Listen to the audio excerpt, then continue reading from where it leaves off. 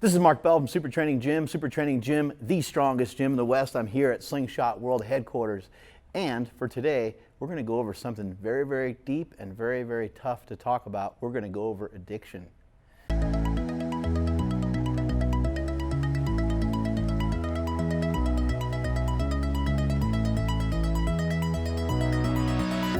Recently, I shot a video where I talked about addiction and some thoughts some thoughts I had on how you can overcome addiction.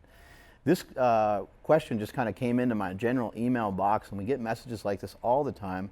Don't always have an opportunity to share them, but I thought that this one was really relevant and made a lot of sense and went along with the last video that we did about addiction. But too many of us are losing people left and right to addiction. I don't know what to do about it. I don't think any of you know what to do about it, but one thing I always encourage people to do is don't give up on people. Do the best that you can. Try not to be judgmental. It's very easy to point the finger and say, oh, that guy's a drug addict or he's a druggie or whatever, this or that. But do your best to not be judgmental. So here's the email that came in. Good afternoon, Mark. My name is Nathan Boyd. Wanted to somehow get a hold of you, and this is my first attempt. I have met you a handful of times. I met you at the Arnold Classic, and the most recent run-in I had with you, the most recent run-in I had with you, I told you I was sorry about the loss of your brother, which just happens quite a bit when I go to these trade shows. People say, sorry to hear about Mike or whatever, and it's, it hits me out of nowhere because not that I forget that he's dead, obviously, but it happened a long time ago. But people are still impacted by it today, and I think people relate to it really well. A lot of us have aunts, uncles, cousins, sisters, brothers, people that we love, people that we really care about, that we just unfortunately we lose them to drug addiction. So Nathan kind of goes on to start to say how his own brother, he said, I told you my brother was battling his own demons, and you had told me, don't give up on him. Don't ever give up on him. He said, I held on to those words. That was really important to me to not give up on him since you gave me that advice. He said other people in the family may have given up, and he just never did. He said, unfortunately, he lost his brother. Unfortunately, they lost that battle. But still, the fact remained that he never gave up on him. And I, still to this day, with my brother dying, people are like, hey, is there regret? Is there this or that? I don't have any regrets whatsoever with how I dealt with my brother. I didn't judge him. I let him be his own person. I enjoyed that he was his own person. I thought that was important for him, and I did the best I could, with that particular situation. And I advise that those of you that are in the situation do the best you can with it as well. And what I would also suggest is that, then this is the hardest part, is that you don't want to get into a habit of enabling. So you don't want to ever give up on them, but not giving up on somebody doesn't mean that you give them money. It doesn't mean that you pull them out of every single situation that they get themselves into, because that could make matters even worse. And you're not trying to do that. You're trying to make things better. So these are all things that you have to think about. And it gets to be very, very complicated, especially if you're a parent. Like as a parent myself, I don't have any idea how you would cut your child off. I don't understand how you would ever be able to do that. My parents were never able to do that, and I didn't fault them for that either, and I didn't place any judgment on them, because you'll sometimes see these crazy stories on 60 Minutes or something where somebody murdered somebody or something, and the parents still don't ever give up on the child. And to me, being a parent, I'll tell you that I think that's very understandable, as crazy as that may sound, because it's your own kid, and it's very difficult to figure out what to do with it. Anyway, he just said he wanted to thank me personally, and he wanted to share this out with me, and he wanted to know, and he wanted you guys to know as well, that we're never alone in these battles. I think that we are. And I think that we need to be ashamed of it. I think that we feel we can't communicate it out to other people. But millions upon millions of people deal with drug addictions. There's such a huge range of drug addictions. There's cocaine, there's heroin, there's crystal meth. I've lost people to all combinations of drugs that you can possibly think of. But there's also an opioid epidemic. There's a lot of addictions to painkillers and muscle relaxers, and the list of shit that people are addicted to goes on and on and on. And then we even have things like alcohol, which people try to put in its own category. But alcohol is a drug. And then we have people that place judgment on, people that like to use psychedelics here and there versus people that like to drink here and there. And there's this big divide, but it's all drugs, and I put all of it all in the same category, because really ultimately what you're trying to do is you're trying to escape life. And I don't have a problem with that. I actually think that escaping life is wonderful, and it's great to have a drink here and there. And hey, a little bit of mushrooms here and there might go a long way for you personally. It's up to each individual. But I think that it's important that we don't place judgment on it, but it's also important that we understand what are the drugs that are going to be the most dangerous. What are the ones that we really have to watch out for? Not necessarily judge, and not necessarily just cast judgment on people and put these people in a category of those people are dirtbags, or those people are drug addicts, or whatever. I don't think that's healthy. But I do think it's healthy to say, hey, look, crack, cocaine, like a lot of these things are really, really addictive, and it appears that when people do those kind of drugs, it really pulls them down, and it shatters their lives, and it shatters the lives around a lot of people around them. And maybe you can make arguments that all drugs do that. I'm not sure. That's not really for me to determine, but I think it's important that you try to at least think about these things as much as you possibly can. Anyway, what we're going to do right now, is we're just going to give Nathan a phone call, because I grabbed his number from some of our team. Now, this was pretty emotional and pretty crazy for me, because when I met Nathan and when I talked to him in person, when I talked to him at the Arnold, I remember his story, and I remember him telling me about his brother and how concerned he was. I started telling him, my interactions with my brother, and when I look at Nathan, and he was choked up and he was crying, and I looked over at his wife and she was crying, and I look at the kids, and the kids are teared up too, and the kids didn't even know what they were crying about. They were just teared up because mom and dad were teared up. And then we had somebody take a photo of us, and that person couldn't even take a photo because they were shaking because they were upset too. And so it just ended up being this kind of wild thing. I wasn't really crying, but I was like full of emotion, and I had goosebumps head to toe. It was just a really kind of impactful thing, and that happens sometimes with meeting some of you fans. And here's the picture right there. There's Nathan and his family. And this ain't going to be easy to do, but we're going to give him a phone call. So here we go. As raw as it can be, people's coach. Hello? Nathan Boyd, this is Mark Smelly Bell. Hey, Mr. Mark Bell, how are you, man? I'm doing amazing. Hey, man, thank you so much for sending me that email. I really appreciated it. It meant a lot to me. And I have you on speakerphone, just so you know, and we're actually recording this, but I just wanted to reach out to you because I know you went through something really difficult, and sorry about your loss. Ooh, man, got goosebumps right now, man. Yeah, I hear you.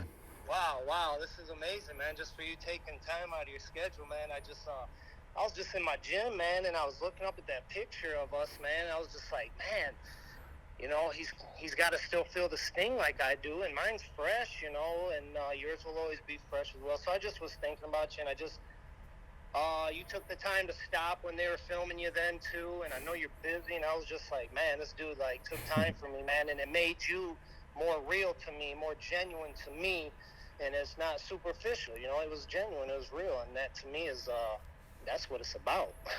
I appreciate it, man, and I remember you.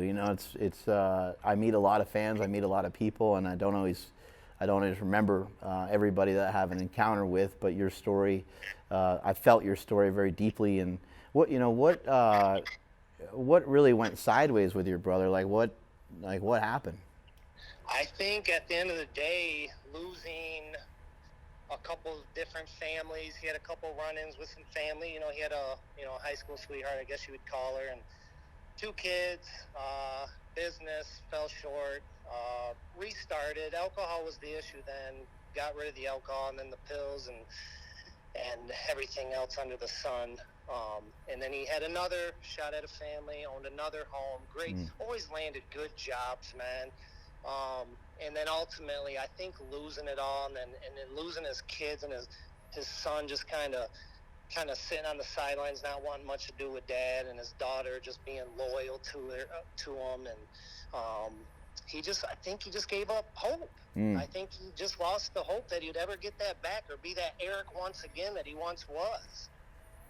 Yeah, it's hard. It's really, sometimes people are like, man, you really changed. But I've seen drugs change people more so than anything else. It's really difficult. And, we've had C.T. Fletcher come to our gym before, and he shot a video with us long ago, and he talked about addiction, and he mentioned that a mom will give up their relationship with their husband. The mom will give up a relationship with their own children. A mom will give up their apartment. They'll give up this, they'll give up that. If they're addicted to certain types of drugs, they'll give up everything.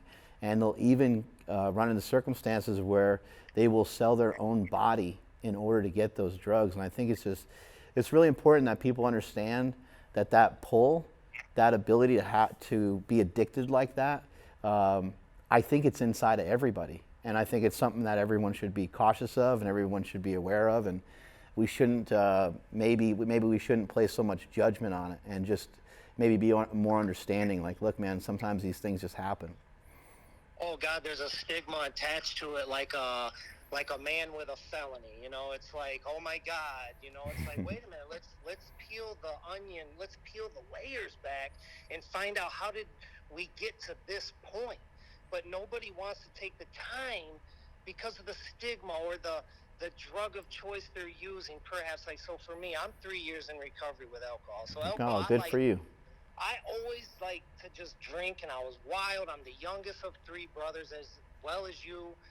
So alcohol was always my thing. So I was blinded, man. In hindsight, I look back, I'm like, God, I was just as sick as my brother, But he just went down a darker rabbit hole. The abyss was just darker for him. I don't know. And I had the gym. Mark, I'm not going to lie. The gym has saved my life in so many different ways that I can't even, people, I think, get tired of me because I'm always just, it's like you can't push AA down no one's throat. I get that. And I can't push the gym down no one's throat. I've lost so many friends coming in and out of here, either from drugs or prison, or just they don't want to feel. I said, don't you miss that feeling as a kid? So I always compare weightlifting. So this is how I compare it, if you got a second. Absolutely. So when we were kids, we played swords, and we chased each other, walkie-talkies, we wrestled. I played with the grittiest kids growing up. They won state champs, 97, here in Michigan. Herb Brogan, look him up. Lumen Christie high school coach, one of the greatest. I went to school with his kids. We were rough, man, and the reality is we lose that. When we become adults, we get so robotic at work, right, and paying bills, and gotta do. And that's when we want to numb ourselves. That's when we want to relieve ourselves. Well, then we get stuck in that, and then we no longer how to just do it naturally. And I always try to get my brother just to sit down and try to just naturally create those endorphins again that weren't firing on their own no more, and it was just too hard. So it's like so now I live it. It's like I want to walk around and look like an avocado. You know what I'm saying? I want people to be like, damn, that dude looks like an avocado. He looks healthy. That's amazing. Yeah, I agree. And before we gave you a phone call, I kind of mentioned something similar where I just said, I think that, everyone's kind of looking for an escape of some sort, and, whether it's alcohol, or whether it's cocaine, it really doesn't matter what it is. It still is an escape, and maybe some drugs are more benign than others, and maybe some things are a little bit more innocent than others, but I think we got to just kind of call it what it is and just recognize that it's an escape. But maybe we can escape things, quote unquote, escape things in a different way. Maybe we can build endorphins, and maybe we can have this brain chemistry altered through music, through running, through hard training, through sprinting, through running hills, through lifting, through, as I kind of preach quite a bit, is maybe we can lift through it. Maybe we can find something, train through it, find something different to do that makes you feel amazing, that makes you feel accomplished, so you don't have to lean so heavily on these drugs. One thing I want to give you just a little advice on, when did your brother pass? The day after Mother's Day of this year. So right when they start locking stuff down, and so I had to drive to Tennessee and get his ashes and all that stuff. So yeah, one thing I would just advise you on is try not to get frustrated with other family members and just let them allow them to mourn whatever way they need to.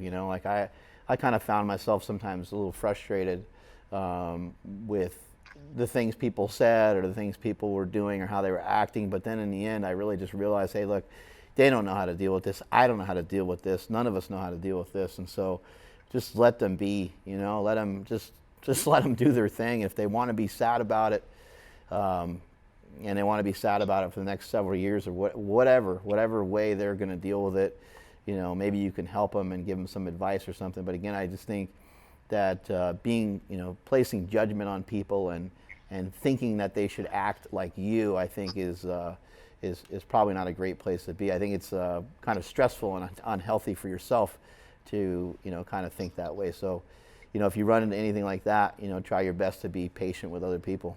Hopefully you can come out here sometime to SuperTraining and we can get some lifting in. Sorry to hear about your bro, and thank you so much, Mark. have a great rest of your day. I just can't believe you called, man. Thank you so much for your time, Mark. Awesome. We'll make it happen. Catch you later. All right, man. Be safe. Bye. Pretty cool. It was great to hop on the phone there. That was, a guy that just hit us up with an email. He went through a rough time. His brother passed away from a drug addiction, and that's something that touches my heart since I've had that in my family. My uncle died from a drug addiction. I've had many friends die from drug addiction, especially the fact that I was in professional wrestling for several years.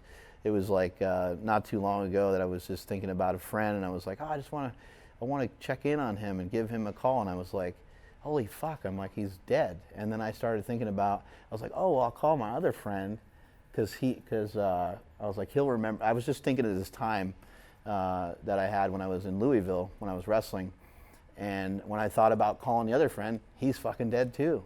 So I was like, holy shit, man, it's just drugs are brutal, and it's not just in professional wrestling, it's just everywhere. We see it everywhere. We see a lot of people get prescribed drugs and then they think the drugs are okay because they were prescribed to them by a doctor, but they're still opioids, they're addicting, they're things that can ruin people's lives. So there's not a ton that we can do about it other than just to have awareness of it and just to understand that these things are out there and that it can happen to anybody. It could happen to you, it could happen to your daughter, it can happen to your son. I really hope that it doesn't, but it can happen to any of us. And placing judgment on it, I don't think is helpful. I just think that trying to assist people in whatever way you can and not giving up on them without enabling them is kind of the only choice that we have. Strength is never a weakness, weakness is never strength. Catch y'all later.